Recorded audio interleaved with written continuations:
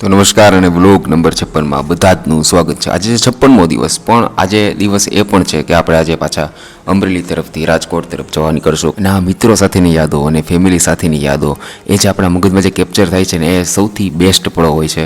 અને આપણે જે બસમાં નીકળી ગયા છીએ રાજકોટ તરફ જવા માટે, અને જ્યારે રાજકોટ પહોંચ્યા ત્યાં જ આપણે, અને પહેલાંથી જ આમ તો જો કે તો પણ વાંધો નહીં, ત્યાં મસ્ત વરસાદ ચાલુ હતો અને વરસાદ ચાલુ હોવાથી આપણે રિક્ષાને બુક કરીને આપણે પહોંચી ગયા છીએ હોસ્ટેલે. અને હોસ્ટેલે પહોંચીને આપણો સામાન ને બધું વ્યવસ્થિત રીતે મૂકશું અને પડતા જ ઓફિસે જવા માટે નીકળશું. અને ઓફિસે પહોંચીને મુક્ષુભાઈને મળ્યા અને જે એને જોઈને ડાગલો પણ મોજમાં આવી ગયો છે. અને આપણે જે બાપુ સાથે ગયા હતા અને આપણે જ્યાં લઈ આવ્યા છીએ ક્યુબ, જેને આપણે પ્રેક્ટિસ કરશું રેગ્યુલર. તો અત્યારે હવે ઓફિસેથી નીકળીએ છીએ અને અમરેલીથી આવ્યા પછીનો જે સોમવાર હોય ને એ બહુ જ મુશ્કેલ હોય છે, કારણ કે આપણે મનને મનાવવું કે આપણે અહીં આવી ગયા છીએ, આપણે રેગ્યુલર પાછું કામ કરવાનું છે. મિત્રો સાથે એટલો ટાઈમ મસ્તી કરી હોય, અને ગણેશ ચતુર્થીની જે હવે આખી જે સિરીઝ હતી 10 દિવસની એ પણ બધી કમ્પ્લીટ થઈ ગઈ છે. હવે નવું શું કરું, તો હું તમને નવું બતાવું એ પણ હવે એક આપણે વિચારવાનું છે, એ પણ ઘટે વિચારવાનું છે.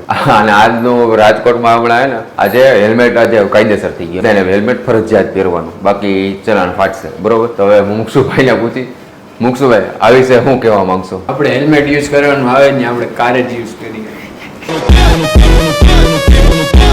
લાયસન્સ છે?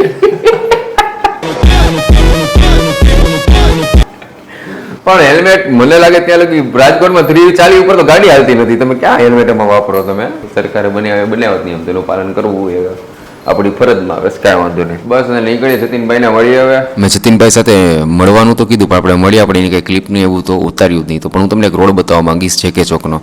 આના હતો ને આ રોડ એકદમ મસ્ત ચકાચોન, પણ અત્યારે કેવો છે? શાંત એકદમ.